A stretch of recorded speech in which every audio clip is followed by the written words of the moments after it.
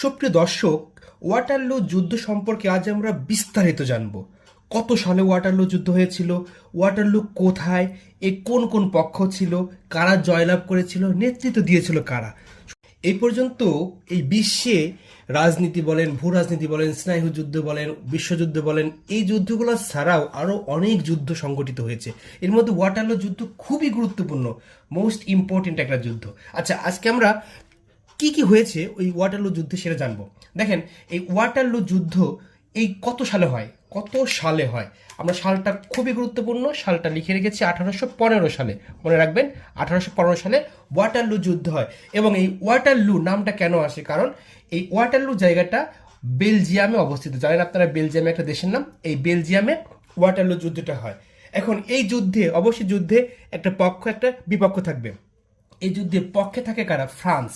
আপনারা তো ফ্রান্সের নাম শুনেছেন, ফ্রান্স। এবং ফ্রান্সের সাথে যুদ্ধ হয় কাদের? ইংল্যান্ড অর্থাৎ ব্রিটিশ, বা আপনি যুক্তরাজ্য যেটাই বলেন, সাথে নেদারল্যান্ডস ও প্রুশিয়া সহ 7টি রাজ্য। এই টোটাল মানে কয়েকটা এলাকা মিলিয়ে ফ্রান্সের সাথে একটা যুদ্ধ ঘোষণা করে। আচ্ছা, এই যুদ্ধে তারা নেতৃত্ব দেয় কারা? ফরাসি বাহিনীর নেতৃত্ব, অর্থাৎ এই ফ্রান্সের পক্ষে নেতৃত্ব দেন একজন বিখ্যাত একজন লোক, আপনারা তার নাম শুনেছেন, নেপোলিয়ন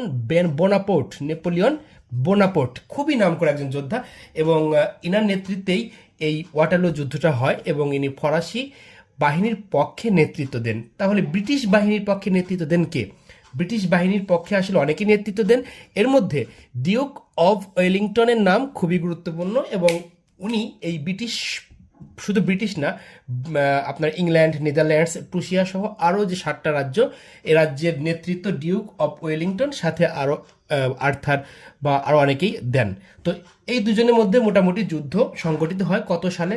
1815 সালে। 1815 সালে। আচ্ছা, এর ফলাফল, যুদ্ধের অবশ্যই একটা ফলাফল হবে, কারণ যুদ্ধ তো দীর্ঘদিন চলতে পারে না। এই ফলাফলটা কি হয়?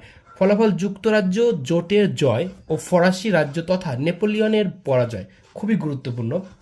এই যুদ্ধে নেপোলিয়ন বোনাপার্ট ব্যাপকভাবে পরাজয় বরণ করে, এবং যুক্তরাজ্য জোট অর্থাৎ ইংল্যান্ড, নেদারল্যান্ডস, প্রুশিয়া সহ যে 7টা রাজ্য ছিল তাদের ব্যাপক জয় হয়, এবং ফরাসি রাজ্য তথা নেপোলিয়নের পরাজয় ঘটে। তো এই যুদ্ধটা ইতিহাসে খুবই গুরুত্বপূর্ণ। আমি খুব সংক্ষেপে আপনাদের মাঝে উপস্থাপন করেছি। যদি জানতে চান তাহলে আমি এটার আরও ডিটেইলসে কেন যুদ্ধ বেঁধেছিল, মানে এই যুদ্ধের ফলাফলে কারণ নেপোলিয়নের কি অবস্থা হয়, এবং তারপরের সাম্রাজ্যগুলো ফ্রান্স বা ইংল্যান্ডের মধ্যে কি কি হয়, যদি জানতে চান অবশ্যই কমেন্টে জানাবেন, আমি অবশ্যই বিস্তারিত জানাবো। শর্ট ভিডিওতে আসলে এত কিছু জানানো যায় না।